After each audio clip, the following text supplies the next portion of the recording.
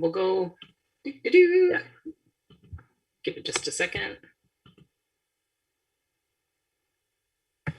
There we are. Okay. Good evening. Welcome to Woolf's Voices 31. I'm very happy to introduce Theresa Maylie, who is one of our collective members as Woolf's Voices 31 curator. Theresa is a writer of many things and historical researcher living in Alberta. She had a very secret life as a poet and playwright, but the cat is out of the bag. And now with becoming part of the Woolf's Voices team. She's had her poetry in various magazines over the years, including the now defunct Found Poetry Review, Theresa's most recent play, which is fantastic, How to Make Me Tea, was runner-up in the 2021 Alberta Playwrights Competition. And you can see her reading a little snippet of that in Woolf's Voices 28, I believe. That's on the YouTube channel. Yeah, 28. If you want to get a little sneak peek of that play. Her next play involves people turning into birds, which sounds absolutely fantastically exciting. And you can visit her website, teresamarie.com. And you'll probably see her bio a little bit later in the show. And I'm going to turn it over to Theresa to do a land acknowledgement and start the show because we are very fortunate and lucky to be here on Treaty 7 land. I also want to say a special thank you to Shelf Life Books for co-hosting for us. Special thank you to Calgary Arts Development, who is helping us develop our Woolf's Voices collective team and what we're doing in general. Super thank you for that. And I'll just give it over to Theresa. Let's give a Oh, you're howling. Hello. So nice to be here. I just want to thank Adrian for letting me do this. Of course, June from Shelf Life for having this happen tonight. So it's pretty exciting. First, though, I do want to do my own personal land acknowledgement that I always try to write before every event. And the reason is that it's important to think very seriously about the land that we're on. This is Treaty 7 land. And I am a visitor myself because I have a Métis background. And I'm actually from the Treaty 6 area near Saddle Lake. So to me, I'm deeply honored that the First Nations and Métis people of this region have been so warm and welcoming to me, as well as they are stewards of this land and have enabled me and other people, whatever background, settler, treaty, non-treaty, newcomer, to come to this land and share in it together. I also want to address the fact that even though we have this beautiful time here on this earth all together here on Turtle Island, that a lot of First Nations, Métis, and Inuit people, unfortunately, continue to struggle, but they continue to show great resiliency, strength, and we need to remember that in every time that we talk or discuss with each other as groups, as learning circles, as people who inhabit this land of Treaty 7. So that's me. I want to thank everybody for coming tonight.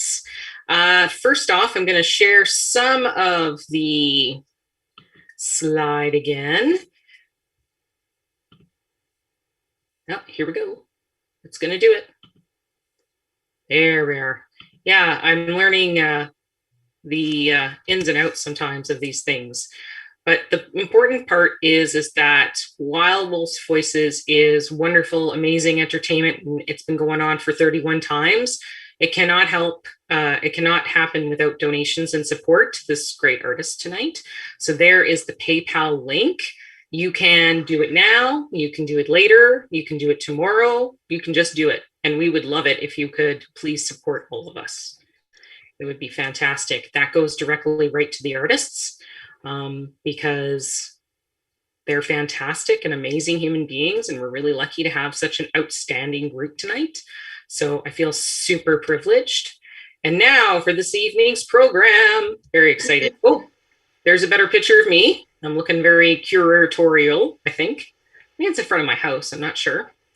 A little bit more about me. I don't think there's much that my friend left off, except for I have good news really quickly. One of my poems is going to be in the new edition of Understory, so I'm super excited about that. And it's going to be wonderful to be a part of that group as well. We have an amazing artist who's going to be coming up with us first. Aldona is a poet, playwright. I know her through Alberta Playwrights Network, and the fact that this incomparable woman is going to be reading her poetry tonight I'm very excited by it. Aldona was born and raised in Poland, came to Canada as a refugee in 1990. She started writing poetry as a teenager, but lost that little book of poems. Decades later, Aldona's high school friend, also a refugee who made Germany her home, helped her recover these poems. So this is pretty amazing stuff tonight.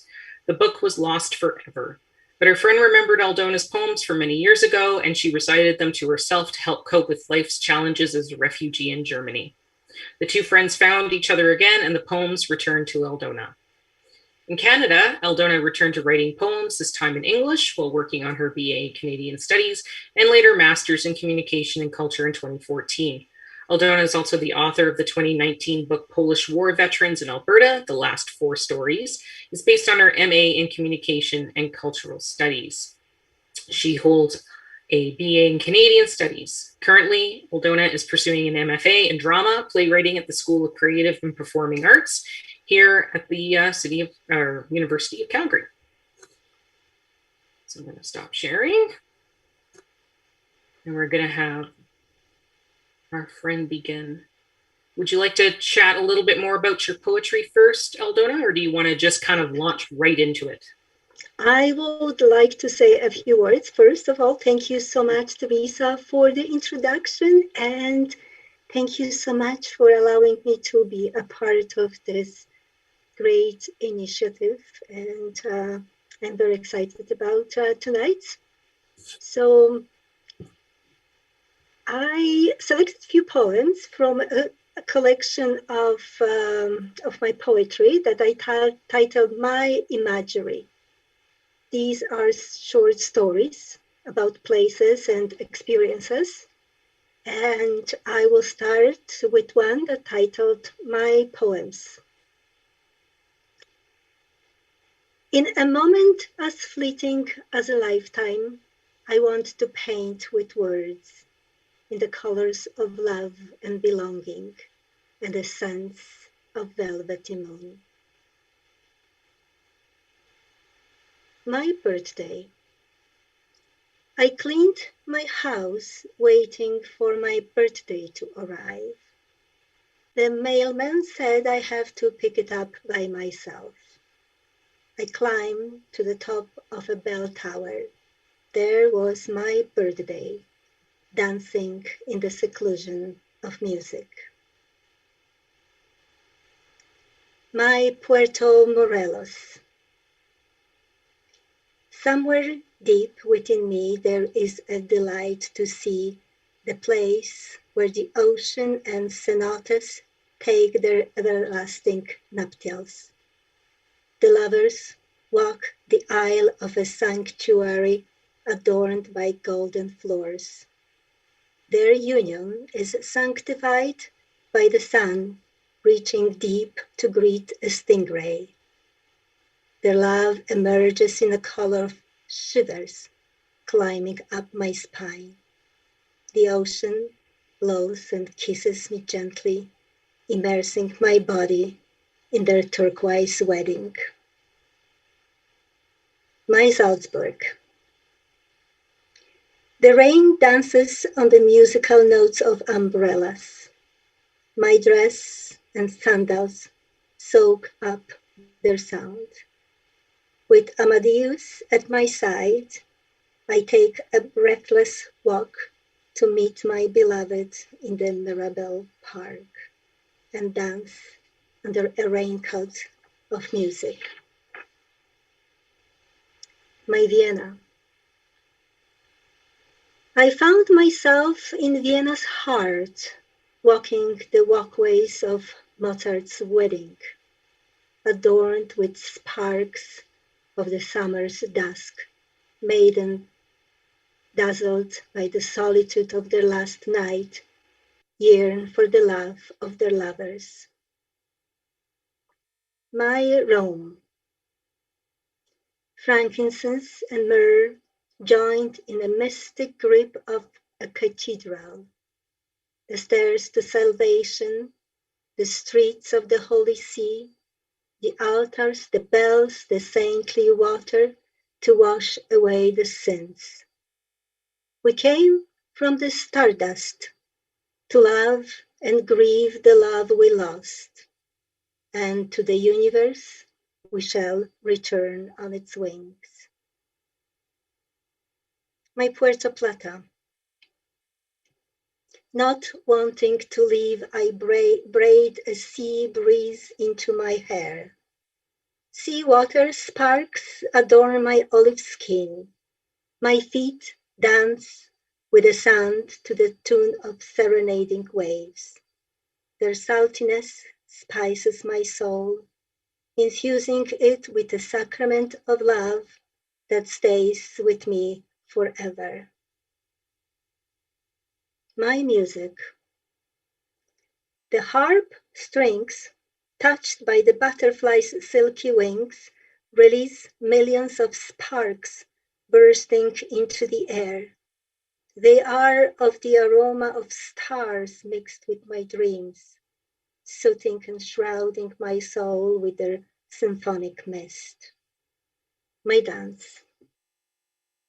Dancing in the arms of a black night, swaying to the rhythm of the breeze, the sand hugs the glowing tide and shimmers us back to the sea.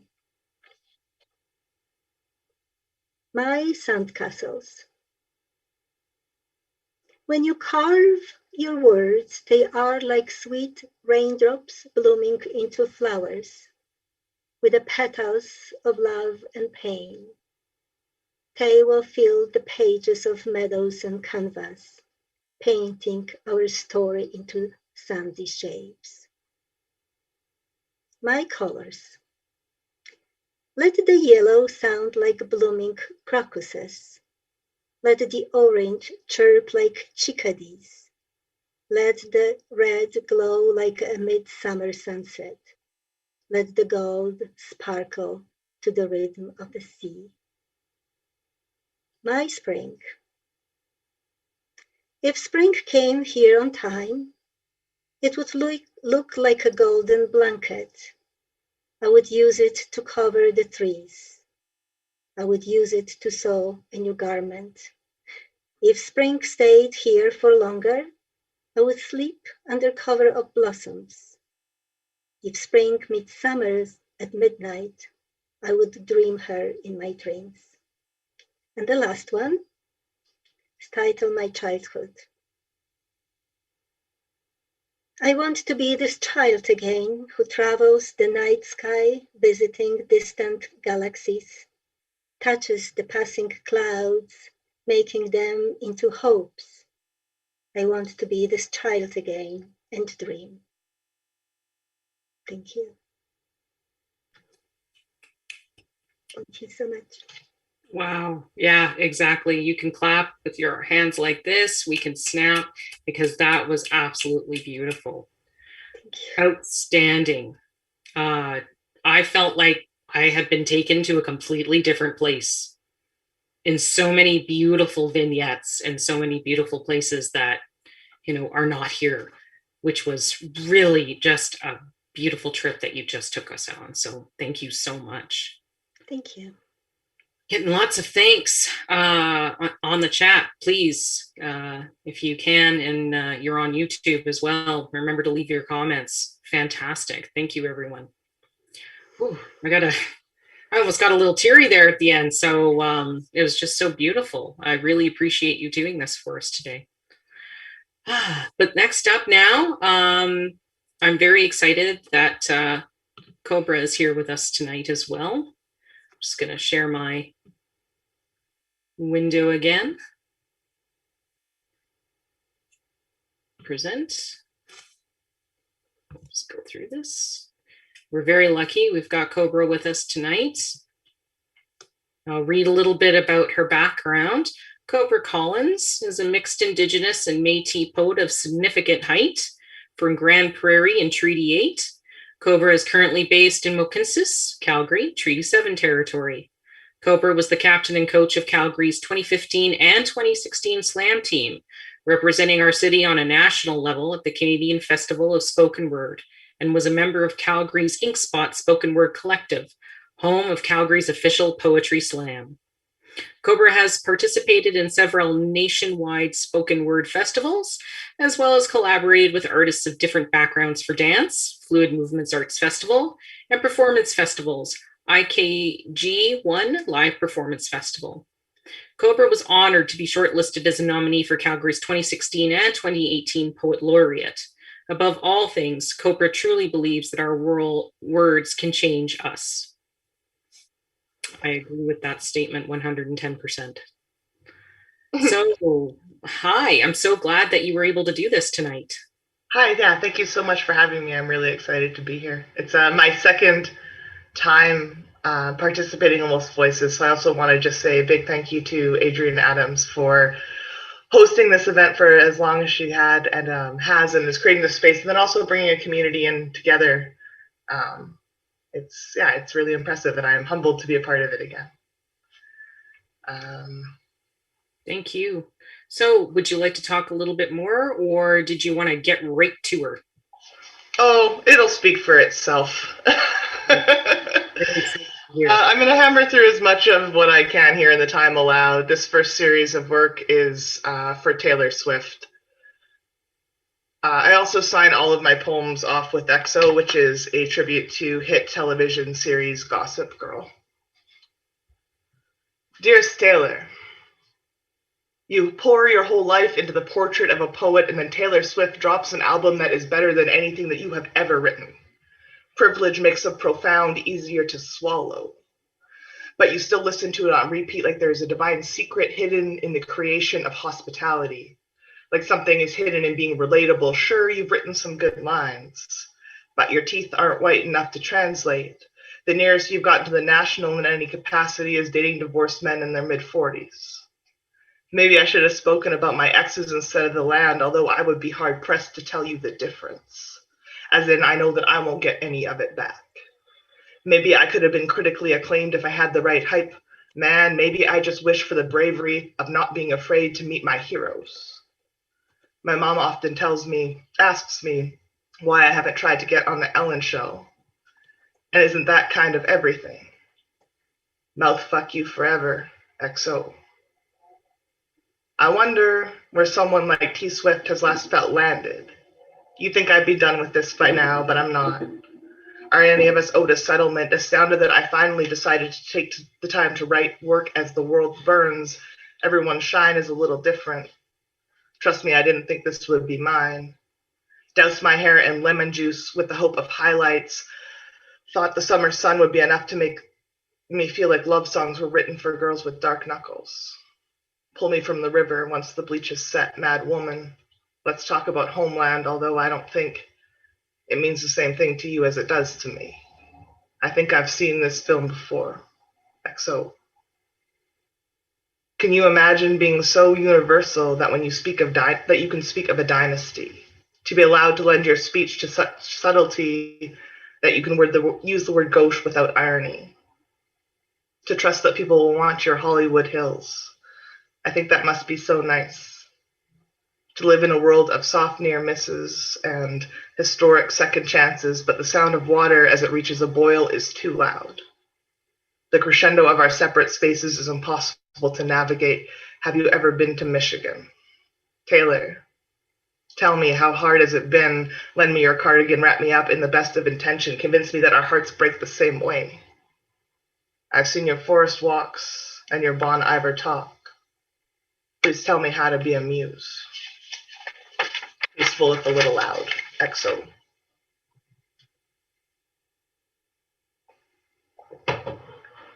I've gotten more sun this summer than previous years, which is pleasant.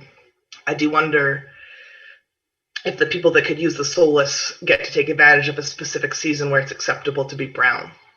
Maybe it's easier to speak of wisteria and sad prose when you're lily white, another swiftly written response, surprise, surprise. I'm jealous of dusk and sad songs, gold hair and golden records, being able to breathe. Love poems are a gift written by the privileged. But I tried. Once I wrote of rivers. Remember that. Some things you just can't speak about.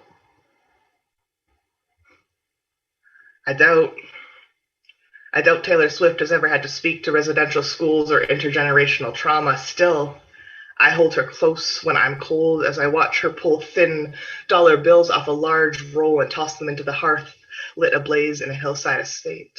I can't judge. I stay here anyway and buy cardigans off the internet in an attempt to be someone warmer. Key and lock, an unlikely muse. If I could be someone wrapped up in corn silk icon, and best case scenario, I can't say that I turn it down. It would be so nice to be nice. I just want to tell them about my easy broken parts. As the fire lights our soft golden skin, to not talk about honesty or dynasty, train sounds or sirens, a dynasty that allows the gray area of not having to pick a side. I would love a simple kind of sadness. Leaving out the side door. XO. So I have a little bit of time left here. This is a whole series that starts with that and jumps into why I don't write love poems, into why I don't really write love poems, into why I really, really don't write love poems. But we'll only have time to tackle why I don't write love poems, in case it hasn't been apparent thus far. You get tired of being everyone's escape route. Emergency exits into back alley lamplight aren't nearly as romantic when your fridge is almost empty, when you wake up alone. You do sleep better on your own, though, in the center of the bed, secure in the fact that you can get used to anything. If you think this is about you, you're probably right, but that's kind of the problem. It's about everyone, which is to say it's not really a poem. I get so used to letting things go that my words become off-ramps, rush hour admirations, love that only manifests in duress or at the boredom of being stuck in traffic. Let me distract you from your minor inconveniences. If you lived here, you'd be home by now. At some point, I switched to first person, which probably means something to someone, but it doesn't mean much to me. It's gotten so easy to just drive away that I don't even shoulder check these days. Check stop, XO. It must be so nice to allow the soft parts of yourself to breathe, bathe in rationality, come undone at your ability to relate, to forget that your body is always meat, to not be afraid of river watch or trailer hitch. When I say all I have is the land, often I wish it wasn't true. Often I wish I lived like Walmart parking lot, which is to say, free if you don't ask who owns what, like Walmart parking lot, easy and sad. Often I wish for a softer world without a definition of home, to not need prairie expanse. Maybe I'll leave the grasslands to grab a pack of smokes. She never came back. How could we come back? Parking lot reparations, XO. I long to be something lighter. Want to carry helium-filled lung like life jacket, and wing-song laughter, someone who could get caught up. For a while, I can suspend belief, be coal mine canary, your grace saved, but I know that there are places where it is not safe to whistle. All of the soft edges that I have filed away so that I could hold you close have become sharp and unforgivable. I am easy to love until we find a girl in a river, a boy in a field, a woman in a hospital bed, a nation that tells you that you are noble and worthless. I am easy to love until theory turns into practice. The prairie sky knows better than to make any promises, and it is a lesson that I am still learning. Holding of accounts, XO. This will be my last piece for the night. So again, Marcy, and thank you so much for creating this space. I wonder if home is just a series of waterways, fresh or salt, that flow into the stories of old wounds. I grew up going to Buffalo Lake, a body of water so shallow that it tricked you into thinking that you couldn't drown until you were underneath it all. A storm of ladybugs settled in the sand, a thin layer of beauty that in excess became so grotesque we fled. Love, is that what's happened here? A lifetime built where your people are buried, only to find yourself looking for an outlet that connects to an ocean. There's a bird sanctuary south of the city where the pelicans gather. They carry the coast in their throat, a mountain range wingspan. They don't even know that they're lost. Notes on home. EXO.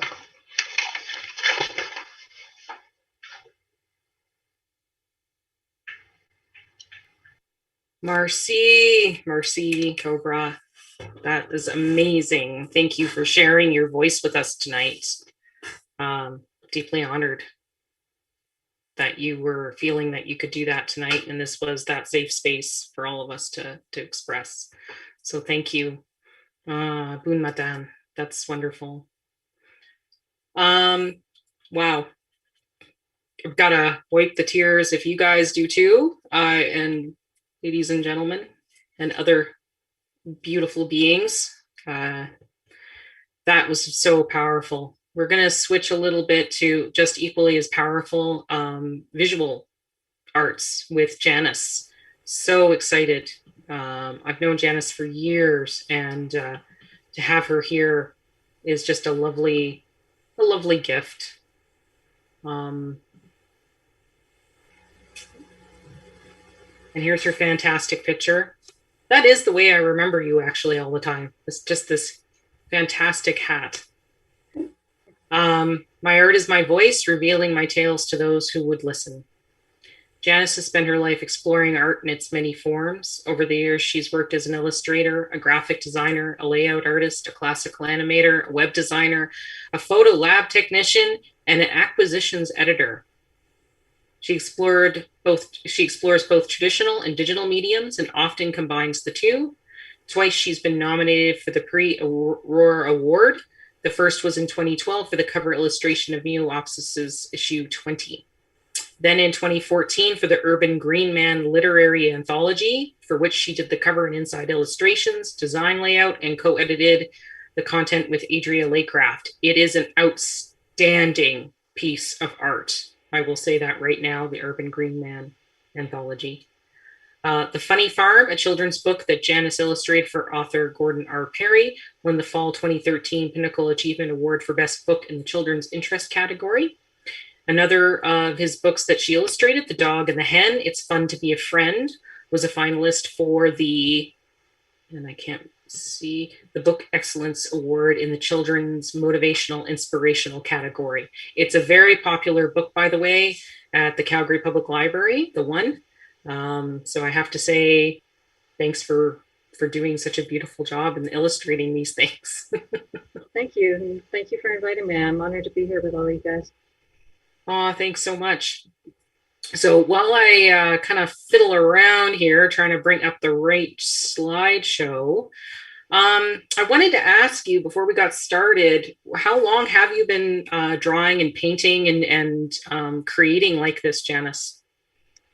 Well, I've been drawing pretty much from the time I was a kid. I've been doing it professionally since about 1997. I started out at the art school. At ACAD, I was a fine art major, and then I moved into animation when I moved to Vancouver. And I did that for about 8 years. And one of the producers on a project I worked on contacted me and asked if she had moved into publishing and asked if I wanted to do a children's book with her. And I've been doing that pretty much ever since. Fantastic. So I've done children's books, I've done a couple of book covers, and currently what I'm doing mostly is graphic novels, which I absolutely love, because I can kind of create the entire vision, which I just love to do. I can create the atmosphere, the character design, the camera angles, everything. And it's very collaborative with the authors. So I'm having a lot of fun with those. Oh, fantastic. I'm so glad. Yeah, I really love your work, which is what I'm going to bring up now. And we'll talk a little bit more about your current style and what you've been doing. I love the idea that you're going to be doing graphic novels. That's fantastic. So here is Earth Mother. Oh, I just love this.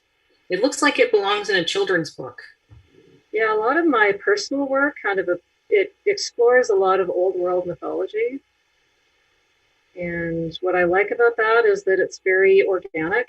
There's no specific authorship for those kind of stories, so we can all bring something of ourselves to them, and they tend to evolve with the times. So they're a lot of fun to work with. I just brought up Speak Your Mind. It's this beautiful, I guess it was a bird, but it's beautifully rendered into this more outstanding sort of being. It's just, yeah, I love surrealism, and this one plays around with the symbolism of parrots, which is about finding your own voice. And I like to blend different images together. Like that one, it's got little bits of the sea in there. It's got the female figure up at the front, and just the whole idea of being able to express yourself. Why a female figure in your work so much, I've noticed. Because just because you're female doesn't mean you always paint female, but I've noticed that you always have some sort of feminine presence in your work. I'm not sure. I kind of paint whatever, like these ones I chose specifically because of the theme of the talk, but as an illustrator, I draw whatever the story requires. So, I mean, I do a lot of tree spirits. I do pretty much whatever comes to mind, but these ones are all female just because of the theme. Right. I love all your tree spirits as well. I just am showing Pride right now. This beautifully done smiling woman with a lion and shells, it looks like, that have been painted in. Yeah, I like ornate little pieces in there as well, just to help blend everything together. My primary medium is watercolor. These ones are all watercolor, and I like the organicness of that.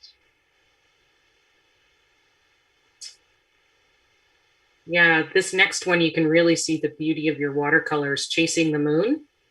It's got this beautiful figure of a woman in the sky, and it looks like a wolf is following her. Yeah, this one is based on a Norwegian legend that when the Odin created the planets, there was a witch named Ironwood who was actually very jealous of that power. So she created these two wolves to actually devour the moon and the sun. So these two wolves are constantly in orbit trying to catch one or the other of them. And the theory or the story was that when one of the wolves actually managed to take a bite out of one of them, that's when an eclipse happened. Oh, what a lovely story. Yeah, I love old stories like that because they're an interesting way of looking at the world. So a lot of your stuff, you were just saying, is based on mythology and folklore. Mm-hmm. Is it one certain type of folklore that you're really embracing? Is it Norwegian as well, or does it kind of come across from all cultures?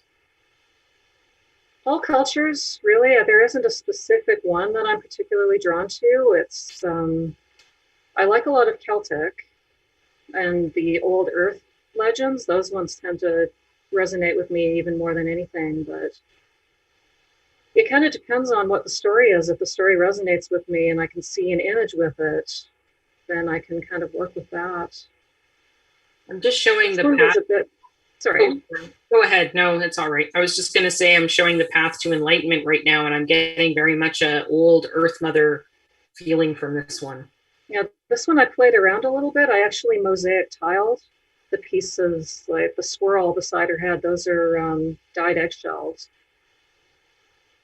Absolutely gorgeous. It reminds me of when you take walks, labyrinth walks. Mm-hmm. Yeah, exactly. This one was, I was doing a lot of research into Buddhist philosophy when I did this one, and just the idea of finding that restfulness within yourself. Study a bit of Buddhism. Oh, I remember this one, Reflections of the Soul. It's one of my favorite pieces. Yeah, I love this one too. I had this one in my head for years before I actually had the drawing skills to create it. So it was really gratifying when I was finally able to draw it the way that I pictured it. The whole idea is that idea of the that wildness within yourself. And that you can embrace it and see it in a, I find this very in a beautiful, benevolent way. Mm-hmm. Just a very graceful piece. It's one of my favorite ones that you've done. And then this one, the Divine Sunrise on, and I'm going to say it wrong, Halilanka? Haleakala. It's the one of the volcanoes on Maui. And the goddess I'm showing there is Pele. She is the Hawaiian volcano goddess, and she actually travels from one island to the other through the volcanoes. And she's got this ring of fire that she wears as a crown, and she's just incredibly powerful and very primal. And I just thought she was beautiful. We went to Maui about 12 years ago, I guess, and we actually went up to watch the sunrise on Haleakala, and just seeing this blanket of clouds was just the most incredible thing. And I had this image of this woman just standing there watching everything. Here's some of your tree spirit work. This is Dancing with the Holly King. Yeah, this one I did about 4 months ago. The Holly King is the legend is that during the summer solstice and the winter solstice, the Holly King and the Oak King it out, and one becomes dominant for each half of the year. And what I've played around with this one is that he's actually dancing with the Chinook wind. She always kind of blows through and melts everything while he's dealing with the dark part of the winter. So I thought it was kind of neat. She softens him up a couple of times a year. I love the fact that they're dancing, and I'm very thankful that they do while they're here in Calgary with us. Yes, exactly. Well, let's see a couple more. We do have about a minute, and I do want to show this one. Again, it's very earth spirit. It is called Earth. Is this a newer one as well? I did these ones about 6 years ago. It was a 1 of 4 series that I did, each earth goddess, or each goddess's earth, air, fire, and water. Mm-hmm. And she's my earth goddess, and she's an arbutus tree, which from what I've heard is extremely hardy. You can't carve it, you can't burn it. It's just impervious. And I thought, what a perfect tree to turn into a female goddess. Wow, that one I just love, and the smile on her face too. I'd like to end on fire, if that's okay with you. Yeah, absolutely. And it's got the most beautifully rendered 3 butterflies on it. Yeah, this one actually, I'm sorry, I mislabeled this one. This is air. Oh, this is air. Okay. Yeah, this is air. Because of the kind of the swirl coming out of her head, I was like, oh, maybe this is fire. But yeah, she's microscopic, so she's floating in the wind. She's playing the panpipes. She's just gorgeous. I love this series. I'm kind of sad I have to stop sharing. I'd like to just keep seeing, but we can see some of your work on your website. Yes. And then we can also check out the numerous books that you have out and see some more of your amazing illustrations. Yeah. What is the website? It's Janice C. Blain artist.wordpress.com. And if anybody, I'll try to find it and put it in the chat if I'm able to. Well, thanks, Janice. It's been an absolute treat to get to talk to you again about your art. So that's just wonderful. And Dan says hello. It's good to see you again. I missed you guys. I miss you guys too. Oh, there he is, everyone. It's my better half. I knew he would make an appearance eventually. Yeah, everybody's saying hello to you, Dan. And hello to your other half, Tony, okay? Thank you. Yeah, he's here. Thanks again, Janice. Thank you. So we're going to switch gears right now. We're going to really enjoy the next performer, Joanna Drummond. And I'm going to, it's going to be some fun trying to do this share, but let's do it. I can do it. Everybody believes in me. I don't believe in my own technology skills sometimes, but yeah, it's going to show what I don't want. Come on. I know you can do it.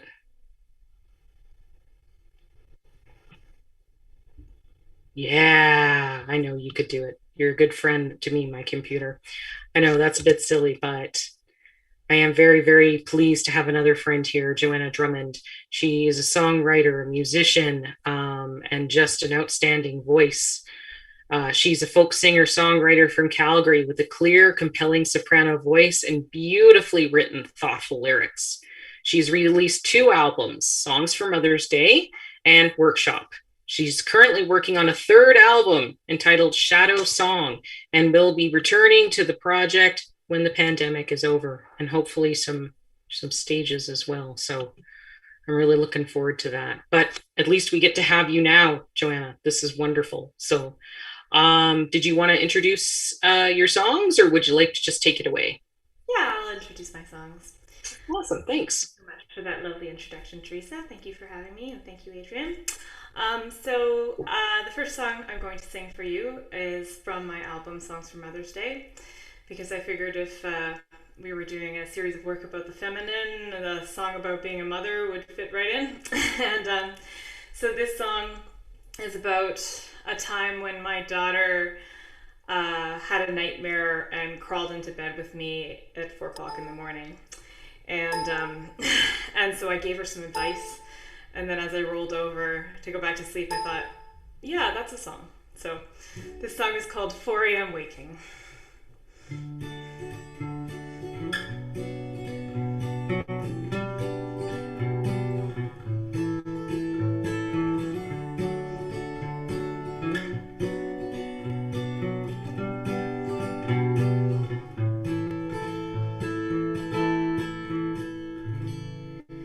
She could not settle before the sun, for her dreams had made her run.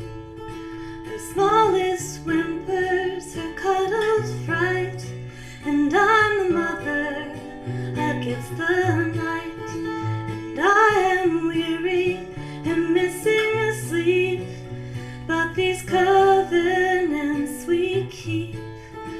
I turn to hold her, and from my mind, muddled and murky, this advice. I said, fear is like a fire, darling. All of us have taken our turns, where you can add more wood and stare, or you can turn your head, turn away from the glare of what burns.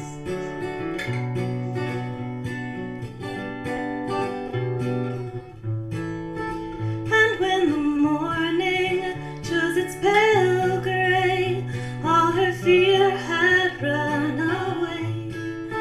She lay so peaceful, arms stretched above, like a baby given to love. But I was wakeful, for I rehearse.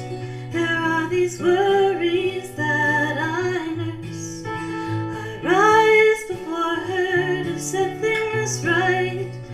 I remember that advice, how I said fear is like a fire, darling. All of us have taken our turns, so you can add more wood and stare, or you can turn your head, turn away from the glare of what burns, and why it burns, what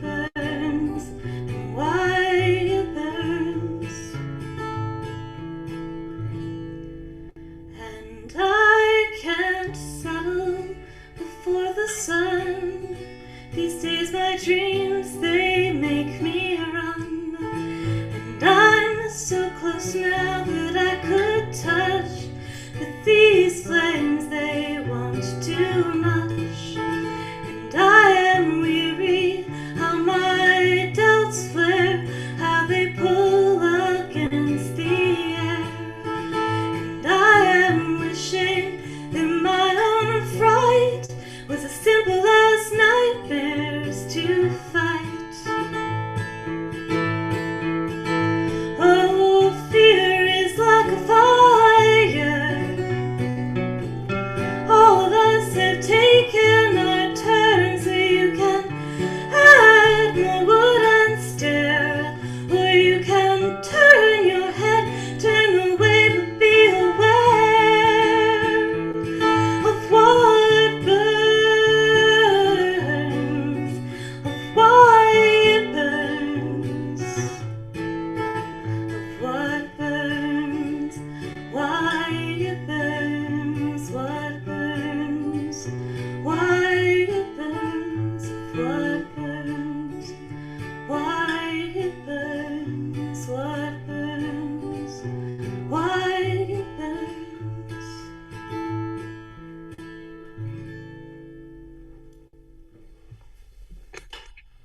Awesome. Just beautiful. Thank you. Thank you. Wow. So I just thought I'd mention really quickly that if you would like to get a copy of the CD, I'm sure it would be possible for me to arrange that for you. It's also available on all the downloading sites. It's called Songs for Mother's Day, and the art was done by my daughter. And it was written to be a gift for Mother's Day. So if you have a mother in your life that you're looking for a present for, keep me in mind. Thank you. That's wonderful. So after the sweet, gentle song about motherhood and being woken up by your adorable baby in the middle of the night, I thought next I would play probably one of the most feminist songs I've ever written. Basically just, in short, a song about smashing the patriarchy, just to vary things up a little. Yes, this is great. So yeah, I haven't played this one in a long time. I dusted it off for this event, and it's called Power Is.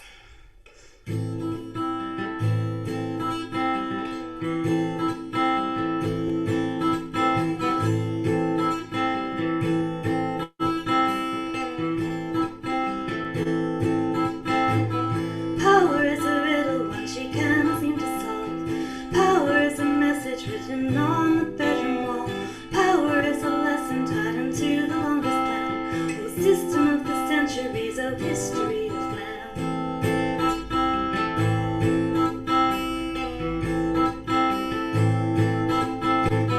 Power makes her hesitate and grapple with the source. Power has been known to her to educate with force. Power is perception, so she's trying hard to see through all that deception spoken so softly. And she smiles to show that she is nice. And she smiles as the weariness hides. Power like a river fish is slipping from her hands. Power is a brokenness that's learning how to stand. Power leaves an abscess when it's gone, a bleeding sore. Power is a sickness wanting more, more, more. Power's an inhuman shape not born to anyone. In magazines put on display for harsh comparison. Power is a measurement we've taken at a cost. Her skin decides on who she loves, the cut before the loss.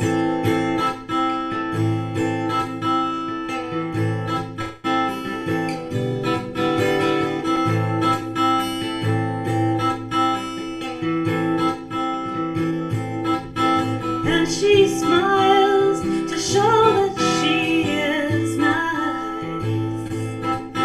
And she smiles as the weariness hides.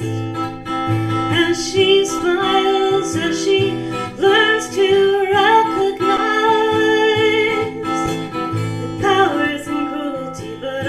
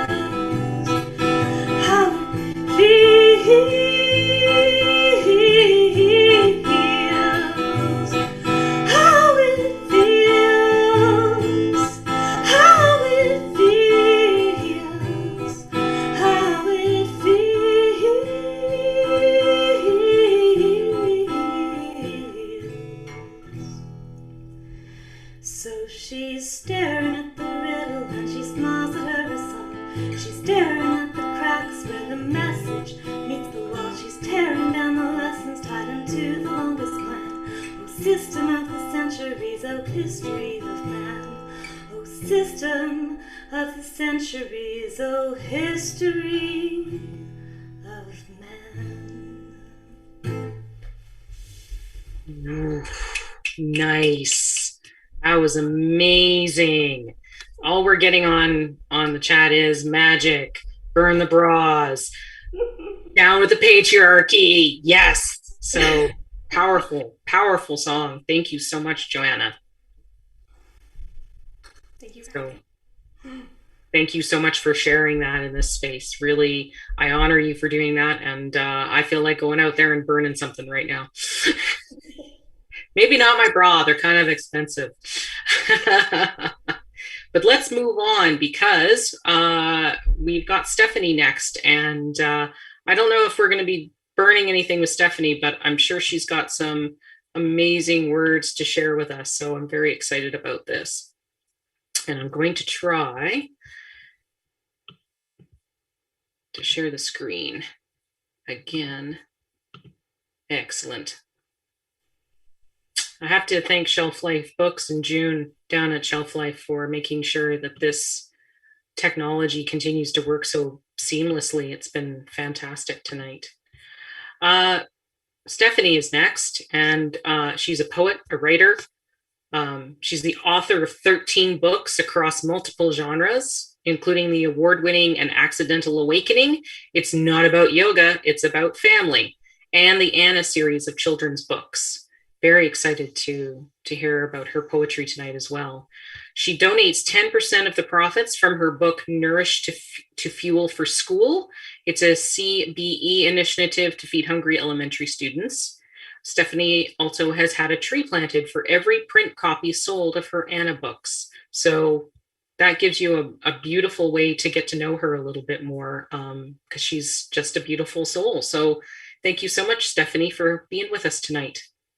Thank you so much, Theresa. Thank you for including me. What a soul-satisfying evening. My heart is just full. You ladies are impressive, and I'm just honored and grateful to be here with you all. So thank you. I just feel so happy right now. I have a few poems here for you. The first one I wrote, actually, it was in March last year, just after, this sort of chaos, and we all went into lockdown, and I headed into nature, as I tend to do with everything, to make sense of life. And as I was coming home, these words found me on the wind. And when I saw Janice's Earth Mother painting, I thought, that's the embodiment of this poem.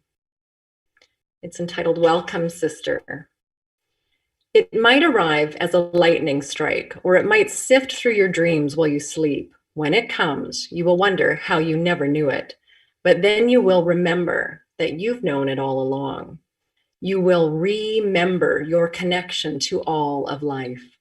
A tremendous elation will arise. A great swelling of bliss will fill you, and then the other shoe will drop. While you recover your relationship with Earth, you will also understand all of the suffering inflicted upon her. It will come as a crushing weight, as if you suddenly realize that your dearest love has been in pain for years and you've not noticed. Your heart will ache simultaneously with newfound love and newfound pain. Once you lay waste to guilt and blame, you will grieve her hard. Do so. With every ounce of awareness, grieve her. Then make amends. Offer her your tears. Let them fall into her soil, soak into her flesh. Apologize. Dearest mother, I am sorry. Please forgive me. I love you, and I thank you. Then you'll get to work. You'll do the holy work, the sacred work. You'll leave blessings in nature by way of writing poems in the snow and love letters in the sand. You'll chant the Heart Sutra to the forest and sing lullabies to the ocean. You'll hold a rock in both hands and squeeze every drop of gratitude you have into it before tucking it back into Earth's lap. Then you'll do the practical work. You'll live a simpler life. You will take what you need and use what you take. You will shrink your footprint. You will create beauty and celebrate nature. You will show others the way. One step further, You will give back to earth. You will plant both seeds of love and seeds of plants. You will reforest the earth and rewild her spaces. You will protect her animals, and you will be a great steward of hers. You will care for her as she has cared for you all along, and you will notice how many of us are here with you doing this work. Welcome, sister. This is this next poem.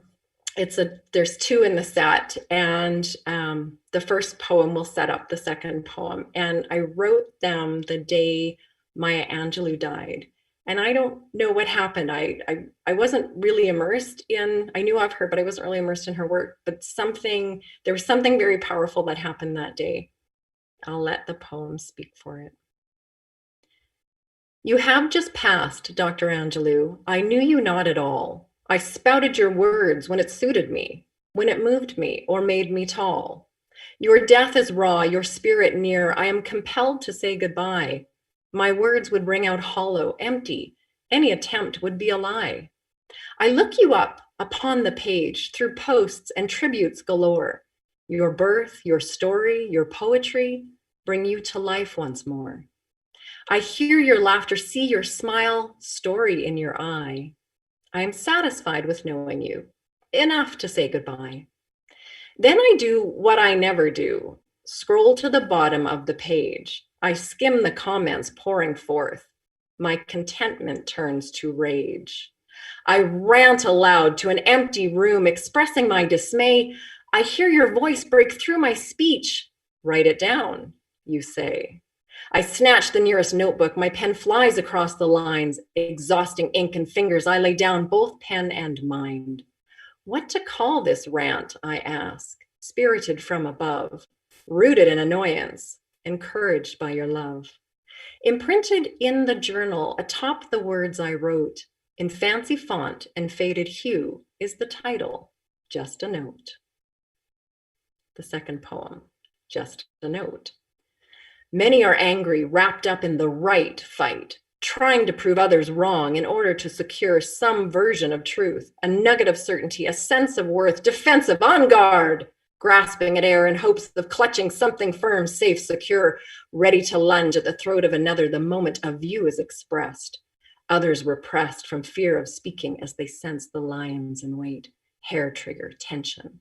Some watch the battle, claiming neutrality, feeling safe. But the blood spatters and they fail to see they've been hit, going about their business, wearing the residue of the fight, anger, fear, shame, blame, exposed, vulnerable, hiding, waiting, anticipating every move. What will be my defense? Don't move, spare the expense, move now, deflect as you go. These war games are word games played out on the page and off the tongue, verbal assaults rooted in fear, charged by anger and leading nowhere. There are no winners in this war. Ease your tongue, uproot the fear, release your grasp upon the air, your grasp at the throat of another, for you only choke yourself. Drop your shoulders and expose your heart. Don't do it for them, do it for you. Do it to breathe again, to find a better way, lead the way. Soon those involved in the fight will be few, and they will not be heard over the great commotion, the exuberant voices raised in productive conversation about the new way, supported, engaged, enlivened, inspired, rooted in love, and charged by courage, leading to joy. All are winners in this world. This is a poem I wrote years ago, when I was tired of apologizing for everything. Power without apology. I call back my power from those who have taken it, teased it from me. I call back my power from those to whom I have given it freely. I call back my power from times I felt I had none. I call back my power from those who stomped it beneath their feet. I call back my power from times of indifference when I thought the middle way meant no way. I call back my power now. I make no apologies for my idols. Oh, how I prayed. I make no apologies for my anger, how I fought. I make no apologies for my abandoned work, how I tried.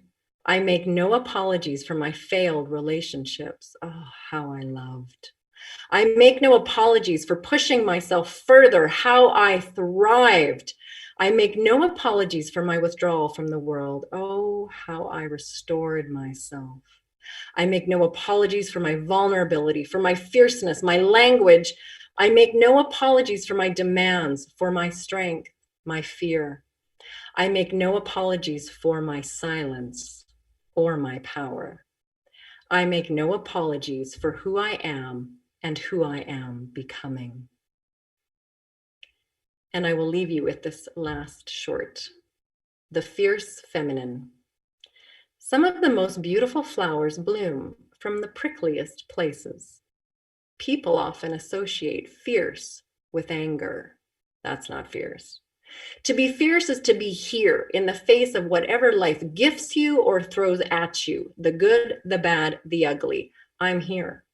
With the struggles and the celebrations, I'm here. With the suffering and the joy, I'm here. With birth and death, I'm still here, present. I'm here with wisdom. I'm here with humility, with courage and possibility, with tenacity and perseverance, with compassion and confidence, and I'm not going away. I'm here. I'm still showing up. That's fierce. Yes, that was amazing. Thank you, Stephanie, for sharing this tonight. Oh, deeply honored and extremely grateful. Fantastic job. Yeah, thank you. Deeply honored. Again, if you want to look up any of the performers tonight, their profiles will be on Facebook. They're also on Instagram to check out more of their work.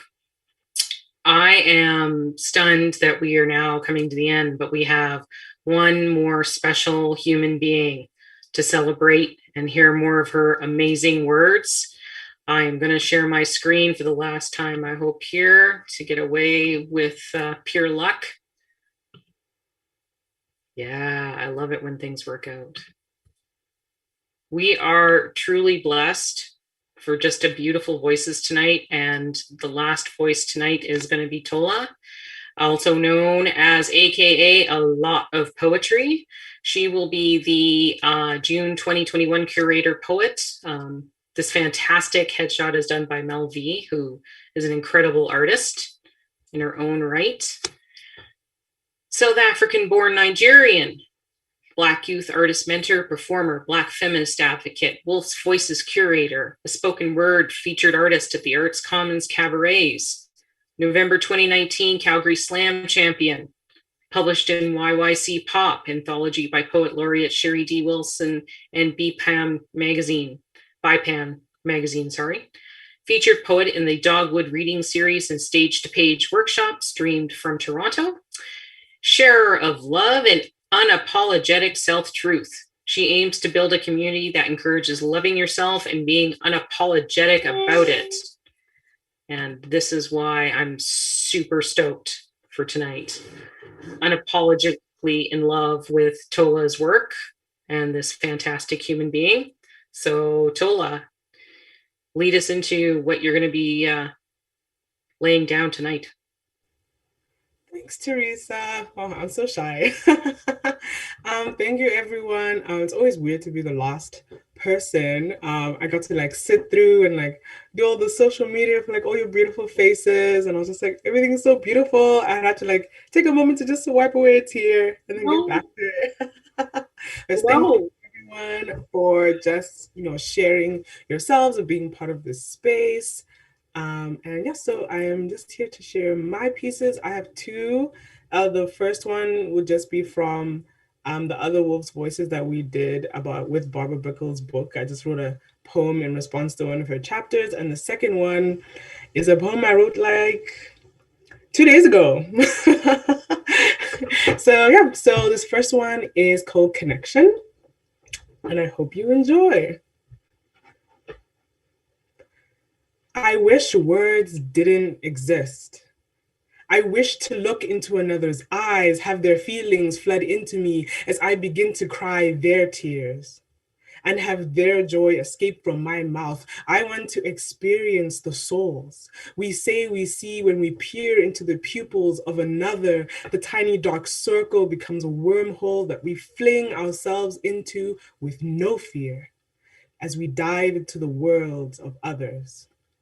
I want to deconstruct empathy to its elements. I want to be taught the way the earth shifts when you walk. I want to know how the wind tingles against your skin. I want the 3rd-degree burn of the fire in your heart when you're in love with your whole chest, and feel the cool relief of the waters that wash your worries away.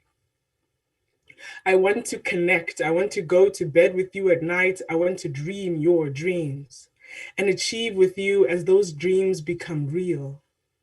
I don't want you to explain how your emotions are taking hold of your actions and you're losing control. I want to take hold of your emotions and wrap each thread that has been stitched to make the perfect outfit. Oh, sorry. Am I still okay? Just keep going. I don't know what happened. There was a strange other thing. So just keep on going, my friend. Okay. Wrap each thread that has been stitched to make the perfect outfit that is you. What you wear out the door, and for a moment see the world through your colors. I don't want any more words as I stand here, sit here, and say this poem as I project these webs of intricate vocabulary and trap you with my wordplay. I don't want you to listen to me. I want you to feel me as I gaze into all of your eyes. We are creating our own red strings of fate as I sit here before you. My emotions are on their knees. I am begging you to understand me. Letters have their limits and syllables have an end. I want us to see each other as people. I don't want rigid bridges. I want our connections to bend and fold. I wish words didn't exist. I wish body language was the template for understanding. Misunderstanding is too often the basis of communication as we talk and talk and talk down a road with no destination. We're tripping on the tracks. We're competing in this race, sweating until only self-doubt is what glistens on our faces. Who will be the first to happiness? Whose happiness will be worth more? Can I be happy for you when what I want, what you have and more? When I haven't begun to understand how much of yourself you have poured into this golden cup we all see as success, while we choke with each refill and gag when we struggle to hold onto the breast of life that nourishes our desire to survive. I wish words didn't exist, because I'm afraid this poem that I wrote at home while my hands were shaking, that it's not enough. I'm afraid that even with all these words, no one will understand me. And that's the first one. Thank you. And the first one. Okay. The second one is called The Shy Butterfly. And I wrote this one for when I was asked to write a poem for something. Why did I write this poem? Oh, I wrote this poem for Wakefield, actually, because he does, if anyone knows Wakefield Brewster, he is a very amazing spoken word artist. And he does so many things that I can't even begin to, fathom it. And I recently just did a cabaret at the Arts Commons with him called Love Notes. And he was one of the performers, and he was just amazing, to say the least. So this poem is called Shy Butterfly. It has come to my attention that when it comes to poetry, I have yet to learn my lesson. I have reverted back to a state as the lonely caterpillar, climbing its way from ground to stem, from stem to leaf, to eat, to grow, to be, to become the beautiful butterfly. But it has come to my attention that I have been saving my energy. It has come to my attention that I still feel lesser than, even as those around me are cheering. I have seen myself on the stage, soaking in the searing eye of the spotlight, and I can see my fear is hard to see from the audience. And then I remember this is a performance. I have found that I have been playing it safe, keeping my innermost demons locked away, encapsulated within bulletproof barriers and a combination I have forced myself not to remember. It has come to my attention that I love the attention that I'm sitting behind my letters thinking this is good enough. It will never get any better, so chill while you're ahead. They don't know any better. They don't know of the unwritten poems asleep in your head. They're not paying attention as you distract them with surface level connection. You're glossing over your pain with pretty literary rose-colored paint, and you sit back and think, this is okay. But I know the truth. I've seen it in the eyes of poets giving it 110%. You can feel their exposure because you feel it with them as their lives rush into you from the rivers sourced by their trauma-capped mountains. I see you. They see me. It has come to my attention that I'm afraid to write it out.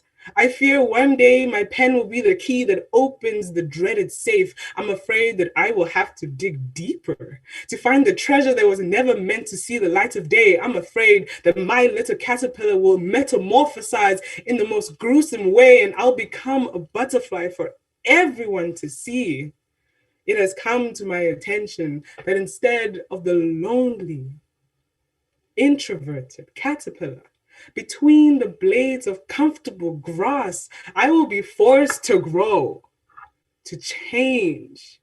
It has come to my attention that the lesson I need to learn is that when you become the beautiful butterfly, it's harder to hide. And that is that. Thank you, everyone, for listening to my poems. I think I was going to put in the time. I don't. Yeah. Yeah, amazing. Oh, perfect. Yeah, thank you for listening. Thank you, Adrian, for having this. Thank you, Theresa, for curating this. Thank you, everyone else, for your art. Thank you for listening to me. And yeah, thank you. And thank you to everyone in YouTube world, I guess. Hello. And thank you again, Tola. I mean, it's always been a pleasure to hear your work, so I really appreciate it. Unfortunately, our time is up. In fact, it's overtime, and that's kind of my fault because I just wanted to pack it with the most amazing voices I could find. I want to thank everyone for joining us this evening. The next Woolf Voices, Tola is going to be the curator, will be in June 2021. Again, check out our website for details. It's wordpress.com, wolfsvoices.wordpress.com. Also on Facebook, also on Instagram. So please check us out there. Wolf's Voices, Instagram, Wolf's Voices. We can do that. Special thanks again for co-host Shelf Life Books in June, as always, fantastic being. Special thanks again to Calgary Arts Development for their support. Oh, you knew I was going to do this again. To make a donation to support Wolf's Voices, and this evening, it's all the money goes to the artists. There's the link. I'm just going to leave it up. I have a huge, massive thanks to give as well to Adrian because none of this happens without her. And a huge thanks as well to Melody, who is our new social media human that's been very kindly coming on board with us. And I'm just going to stop sharing here for a minute. I'm going to say Wolf's Voices. Cannot thank the amazing presenters tonight, these incredible women artists, Aldona, Cobra, Janice, Joanna, Stephanie, and Tola. I don't know how to thank everybody except to say merci and bon matin. In Métis, in Michif, it means thank you and good night.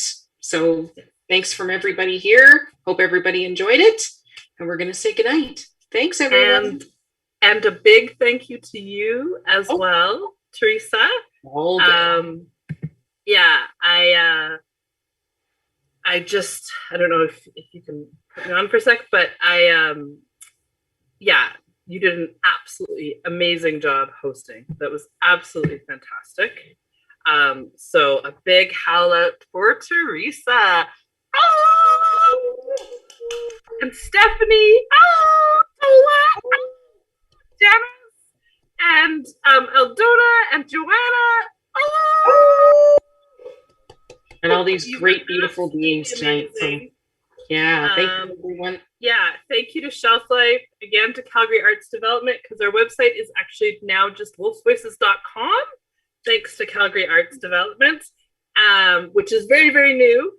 And yeah, I want to thank Melody Dowdy for doing an amazing job on social media, as well as Tola, a lot of poetry, for helping out with that. That is absolutely amazing. You are all amazing. This was a fantastic show. I am honored to meet you all, grateful, humbled as always with Wolf's Voices. And just a quick thing, if we can just stay on Zoom for a few more minutes once we stop recording. And so, yeah,